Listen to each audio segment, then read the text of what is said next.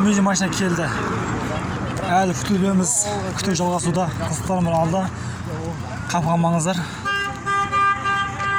Осы қазір Зарадомнан шығады.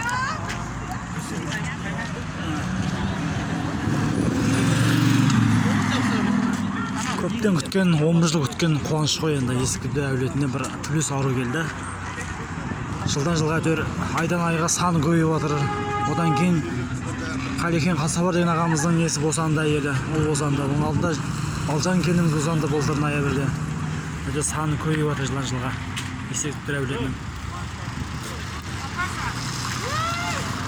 Міне ағамыздың қасқасқа келіп жатыр.